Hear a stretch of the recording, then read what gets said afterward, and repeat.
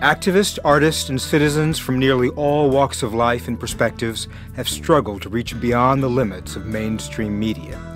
Whether it's Fox News or the New York Times, Rush Limbaugh or Brian Williams, people say they are tired of being talked to or overlooked. They seek to exercise their own rights to free speech, to fulfill a need to hear from independent voices.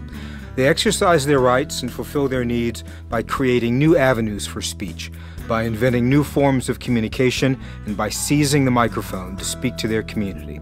This movement did not begin and does not end with the internet or social media. It is a movement as old as the dawn of mass media. This series will highlight the contributions of alternative media and the challenges citizens face in a political environment that seems to reward only those with the most money, a political environment that does not necessarily reward those with the best ideas or those who serve the critical information needs of their community. We're looking beyond mainstream media. My name is Mark Lloyd. I'm the director of the Media Policy Initiative here at the New America Foundation. This is a program on the hopes and heartache of cable access television, what has happened to it and where it's going. We're going to have a conversation with Tonya Gonzalez, Vice President of Public Affairs of DCTV, Robin Holden, DCTV program host and founder of the National Media Consortium, and Bunny Rydell, the director of the American Community Television. What if you had to stop televising your council meetings on your government access channel? What if local high school sports, junior high school spelling bees, or the school board meetings were no longer televised on the educational access channel? And what if community nonprofits, local churches, religious organizations, and individuals could no longer have their programming on the public access channel? That means no more candidate debates, no senior programming, no health shows, no distance learning, no more police or fire department safety programming, and no community parades or festivals. All television programming for and by your community, gone.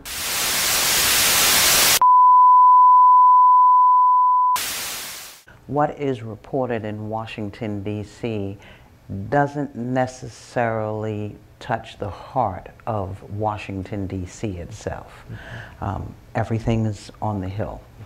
I produce a program called the ANC&U, short for Advisory Neighborhood Commissioner NU. And advisory neighborhood commissioners are the people who are just below the city council. So they're the ones that are immediately in touch with the community. Were you an advisory neighborhood commissioner? I was an advisory neighborhood commissioner. You know, I thought you might have been advisory. Now, why what made you think that? Why was it important for you as essentially an elected official in the city to have access to public access television? Well, I actually wasn't looking at it from that capacity. I was looking at it from the perspective of my going to a meeting 3 times a month with my local community, which in fact might have been 50 people or 100 people talking about the issues that were of concern to them.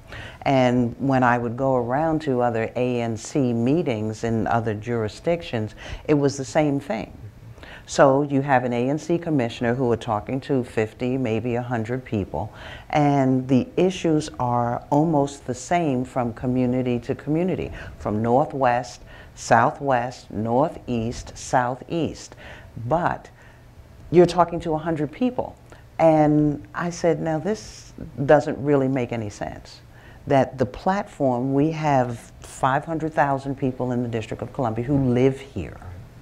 And so the issues are almost the same for each one of them. So there needs to be a platform so that each community resident has the ability to talk and see.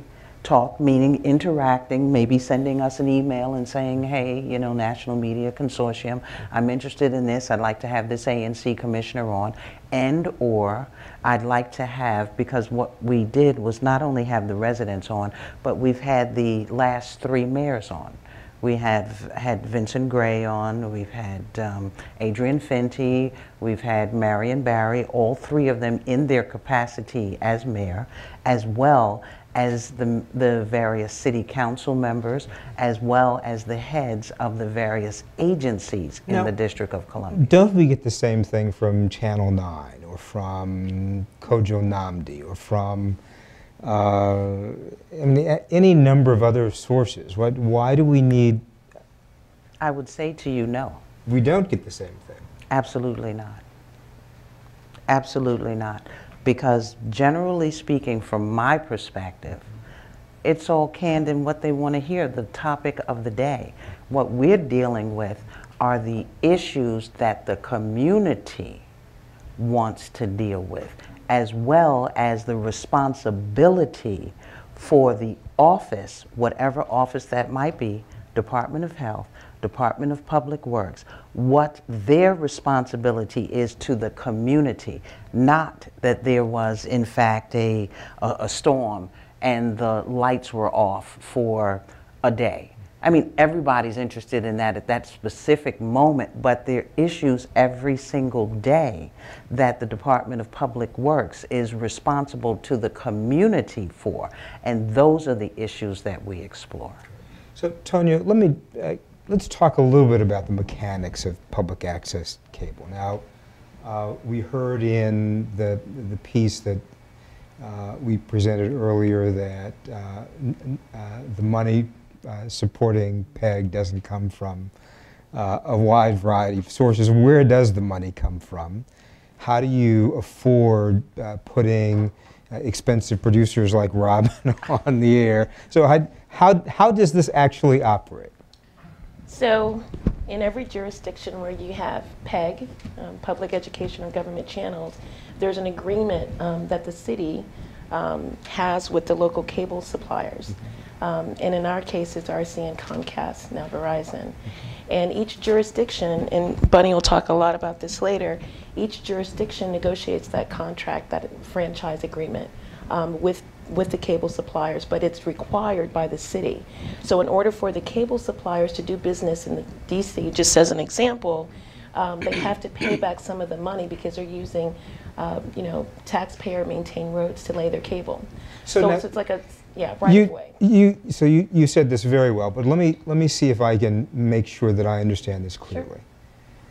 Our local elected officials, someone that we elect, negotiates an agreement with the cable company, and then money goes to provide public access cable opportunities. Right, and so we actually independently negotiate our own sort of franchise agreement.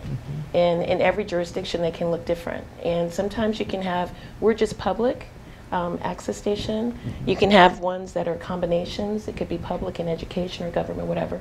Here in the District of Columbia, you have an education channel, government channels, that's channel 13 and 16, and then you have us. So our focus is to train, and this is, identified in the statute. So the statute that the government put in place requires the cable suppliers to give us that money on an annual basis, and it's significant for us. It's between 80–85% of our budget annually, and we have about a $2 million budget. Wow. So we need it in order to operate. And then our members, like Wonderful Robin, come in and they're able to use state-of-the-art equipment. They're able to get the training. They're able to do all of the things that they need to do in order to put the programs on for the community in their own voice. So the mechanics of it is there's these great laws that we have across the country that allow us to exist. And that, going into the CAP Act, we'll talk about why that's so very important. All right, so now this seems so simple and so easy, and no commercials, no money directly out of my pocket to go to provide for these programs, local training for programs. How could it possibly be that public access cable operations are in trouble, Bunny? Like, what's happened here? Well, so 1984, Barry Goldwater writes and passes the Cable Act in 1984. Ronald Reagan signs it. And we have in the Cable Act exactly how these negotiations are going to go. I mean, it's laid out, what we can ask for in exchange for the public use of rights-of-way that we're all paying taxes on. In 2005, jump forward. So we're doing this way all over the country. Every town or hamlet is negotiating a cable franchise agreement. You jump forward to 2005, and AT&T decided all of a sudden that they wanted into the cable business. And they didn't want to have to go town by town and city by city. And they had a huge footprint across this country. So they went up to Congress to begin with, and they tried to get what was called a national franchise. I mean, really taking the power away, way away from the local government. That failed. So then they went state by state by state, which any good political campaign will do. And they started out in Texas in 2005. We remained okay. We got funding, we got to keep our channels. And then they went across between 2005 and 2008, got 20 what we call statewide franchises passed. That means you take the power away from the local government, like where I live in Howard County, and now it goes to the state of Maryland. It didn't happen in Maryland, but at any rate, that's the equivalent of it. As they went along, it became more and more scorched earth toward PEG. And I think a lot of that was, there were two things, one of which is AT&T is fundamentally a telephone company. They're not used to giving back anything to anybody. But then the cable operators saw it, and they went, me too, let's all join in. So you had the pile-on of Time Warner and Comcast and so forth. It became more and more scorched earth toward PEG. Today we sit in a position in which we've had 11 states eliminate PEG funding. And some of it was just purely by not putting it in. I mean, I picked up the Georgia piece, I looked at it and said, oh, there's nothing about PEG. And then I looked at it again and went, uh-oh, there's nothing about PEG in here. If the programming on PEG channels is so valuable and so needed, then you've got an audience there. In the first place, why wouldn't a commercial operation provide that same programming? In the second place, why wouldn't your audience protect you? Isn't the audience the determinant of what gets on the air? It is valuable, but I think, and we often say this, and we hate to say it, but it's sort of like a well-kept secret. There are certain niche sort of audience that we automatically have, but I think people are used to commercialism. And actually, the commercial broadcasters do have a duty to broadcast in the public interest. They're required as FCC holders, license holders, to do that. So what you get is you get these early morning programs around 5 or 6 a.m. with people talking heads for a hot second. Okay, they fulfill their requirement. So, and I think because people aren't aware that they really do have a right, and that these centers are really there for them, not just public, but so that you know what your elected leaders are doing, so you know what your city council, your mayor, you can see and hear those discussions. It's really important. But I think it doesn't click always.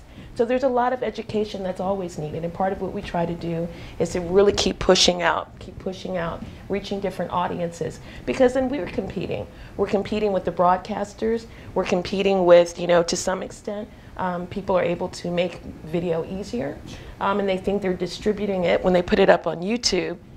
Yeah, YouTube is like, I mean, there's so much on there every second. If you don't know to look for it, you're not going to find it. So that's not really distribution. So one of the other, it's hard. And one of the other challenges, and Rob, I'm going to ask, how do you promote your program? How does anyone ever find out what you're talking about on your program? Well, actually, DCTV has a, I don't know if I should call it a distribution network, but they interface with the community in general and through their websites and so forth. And then, of course, we have our own National Media Consortium, which is the company that produces the 5 or so television shows that I produce that air on DCTV. So we have our own network internal, as well as DCTV has one. And those too. Networks promote the program. And they say absolutely. this is what's going to be on Robin's program. Absolutely. Yeah. Absolutely. As well as I work for or work with a local radio station, which is a public radio station here, and we also promote the shows there. Now, are any of these programs also on the web, and do you have information about these programs on the web for people to find? We do. We actually stream live, and because we're so forward-thinking, you can get our channels on any mobile device. So we called one of our big marketing things we did about a year or so ago was anytime, anywhere. So now you can get us, you don't just have to have cable, you can get us on the web, you can get us on any mobile device. But I mean, it varies. Every center, it just depends on how, you know, situated they are, how financially secure they are. We're able to do a few more things. And we have community partners, the Washington Informer newspaper. So we have different ways that we get out beyond our reach of 350,000 viewers, but still, it's, you know, it's challenging. The challenge too is we've got probably about 5,000, if it's an estimate, television channels across the country that are public ed and government. I found out a few years ago, and it's probably not much better, that 1/3 of them operate 24/7 television channels on $100,000 or less per year. So the budgets aren't huge. And now, of course, we've got 11 states where those budgets have been completely eliminated. So to do things like what DCTV does and a few others, I think Worcester, Mass does it, and you know, Manhattan Neighborhood Network, and to do things like what the big folks do, they just can't do it. They find themselves even having to run bulletin boards for quite a bit of the day because they just don't have the money to hire the people, to stand behind the cameras, and to do the production. Will the CAP Act solve these problems? Yeah, I mean... So tell us about the CAP Act. All right, so the CAP Act, we had it introduced last session of Congress by Tammy Baldwin, who's a Democrat from Wisconsin, and Steve LaTourette, who's a Republican from Ohio. And we got about 30 or 5 or so co-sponsors on it. The most difficult thing I was working against was people's kind of preconception of PEG, or you know, where they stood politically. But this year we're doing good, and here's what we're doing good in the Senate. We've been really focusing on the Senate this year, and basically here's what it provides. There's a little tiny provision in the Cable Act. It's one line that says we can only use our money for capital and equipment. So even in a situation like with DCTV, the money they get in, they have to use it for capital equipment. We can't use it for operations. In other words, we can't hire people. We can't pay the light bill, et cetera. So what we're trying to do is get that taken out. I'll give you the worst case example in the country, in my opinion. Houston, Texas, the government access guy gets $1.2 million per year that he can only use for capital and equipment. Now, you could go out every single year and buy the finest $600,000 mobile van unit you wanted, you know, and you still would have $700,000 left over, or $600,000 left over. The city has actually come to him and said, Dwight, you got $9 million in the bank, why don't you spend it? And he says, I don't need a studio, I don't need equipment. But if we could get that provision, he could hire 20 people. So that provision is very critical for us, and that'll affect all 50 states. It'll affect everyone. The other provision is the funding provision. We're asking in those states with statewide franchising to roll back the funding to what it was before the state bill passed, number one, or to provide what the state has provided, for instance, California up to 3%, Illinois and Michigan 2%. And this is in the CAP Act. In the CAP Act, or up to 2%. And it's dependent upon what the local government wants. I mean, I worked with Rotterdam, New York. They wanted it to be 35 cents a month and no more. That was it, okay, from subscribers. Because the council was nervous about people seeing it on the bill. So it's up to what the local community wants. And it's an up to, it's not required. There are some communities out there that don't want a PEG channel, don't want to have to manage it. It's all very dependent upon the local community and its needs that you get to hear about all the time. Then the other thing is, too, is keep us on the basic tier of service, where every person who gets cable, the basic subscribers, and we're talking about people who are on the lower income scale, we're talking about people who maybe who are elderly, maybe who don't want all that digital razzmatazz on the upper end, do you know what I mean? Keep us on the basic tier. Keep us next to the home shopping channels. If you can put home shopping on, for goodness sake, you can put a PEG channel on, all right? And then we have a provision and the reason why this is important is in places like Missouri and Florida, we've been slammed to 990. You know, I don't know about you, but when I go up the dial, I go up the dial. You know, I never really go down the dial because I'm not expecting to find much, you know what I mean? And then the final one is, and this doesn't happen in DC, but it certainly is happening in some of those states that were affected, is the cable operators are actually charging the municipalities for transmission of the channels. In other words, Dayton's my worst example. I provide $160,000 a year to transmit the channel. $160,000. Really? You're right across you're 100 feet across the street from the access. And by the way, the wire is already in the ground. You know, and basically, as DS knows, transmitting the channel means flip. I've just transmitted the channel, you know. And so that one drives me absolutely insane. And where this is really affecting communities is affecting schools, like school districts, K through 12. They can't afford $4,000 or $5,000 a month to pay for the transmission of the channel. So we're asking that that practice be ended. And we're also asking that our channels be transmitted with the same quality as every other channel in the system. No more of this bad quality stuff. We're tired of it. Now, let me ask you this. Now, every local community negotiates these agreements with the cable companies. But why can't we just get better negotiators that eliminate all these horrible things that apparently are going on? Because they took it out of the local community's hands in 22 states.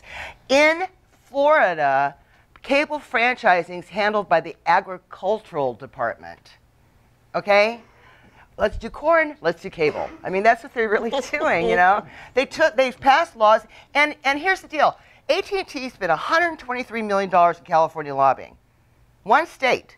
They spent tens of hundreds of millions of dollars, and that's not even what Comcast or Time Warner, just got told the other day by a Senate office, there are 6 cable lobbyists for every Senate office. That's 600 lobbyists. Every one has 6 lobbyists assigned to them. You know, and basically you've got me, you've got Catherine Grinswich from U.S. Conference of Catholic Bishops.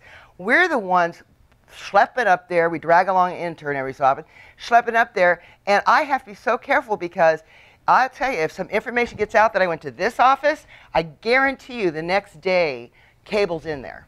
Cable and AT&T's there. So DCTV is in a little different position. Yeah, they still have their sovereignty. Because you don't, because you don't have a state government saying no, you cannot negotiate a better deal.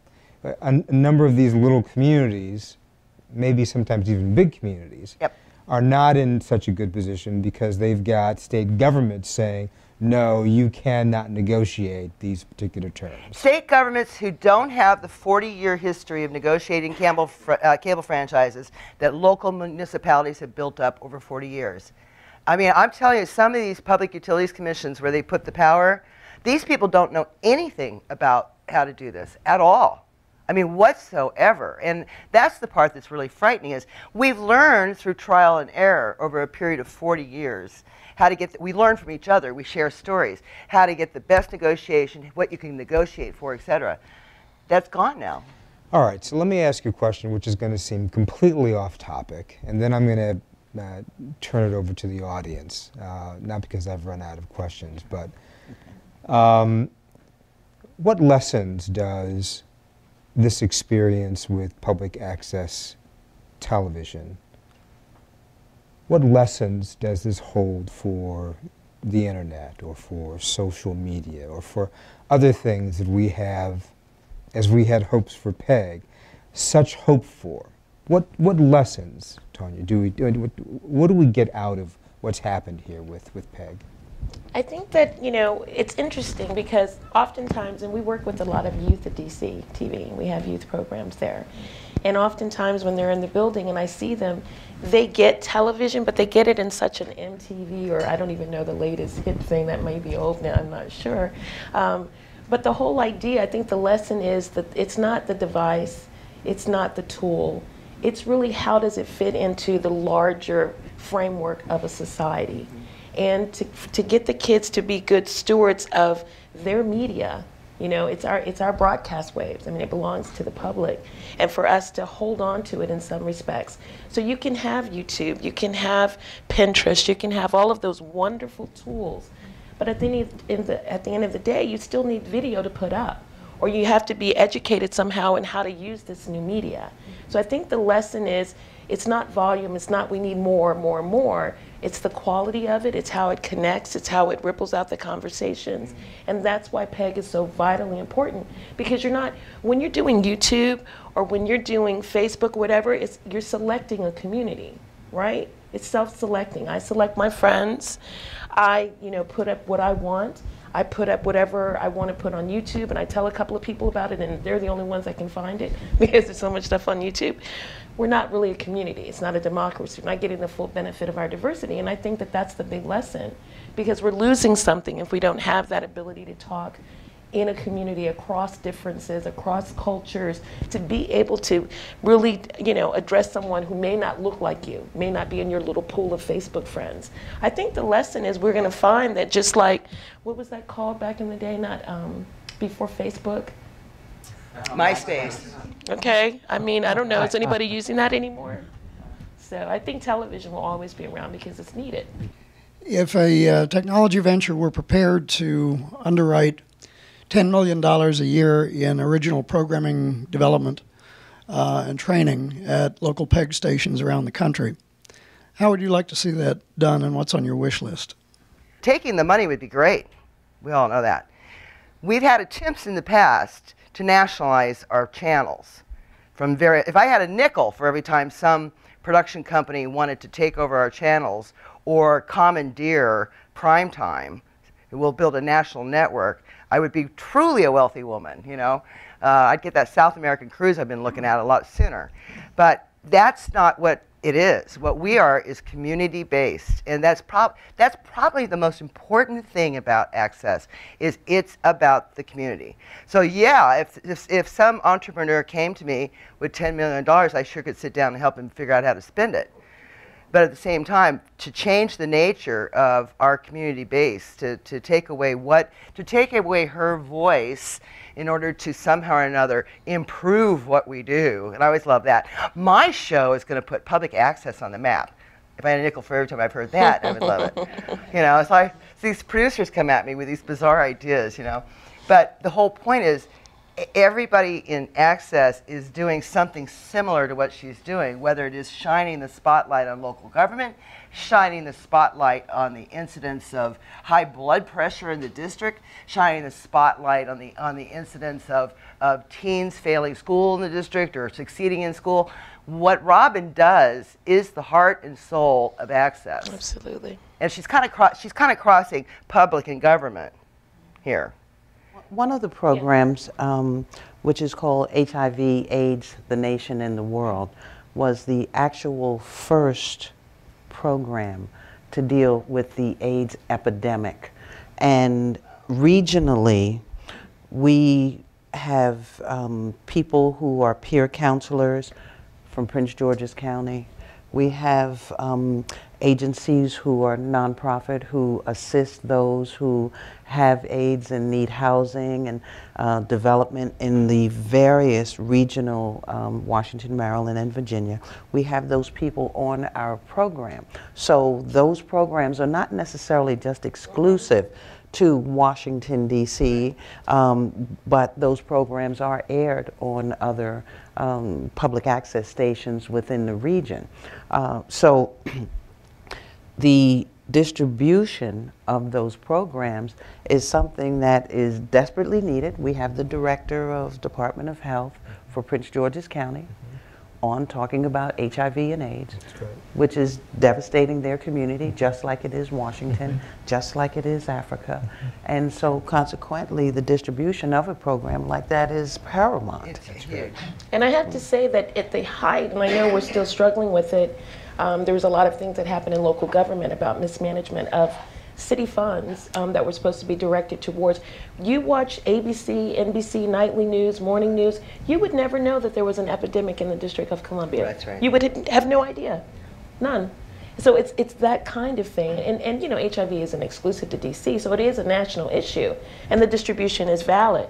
But just saying that, wow, what a thing to have on our channel, a conversation that needs to happen, exposure for something so people get it.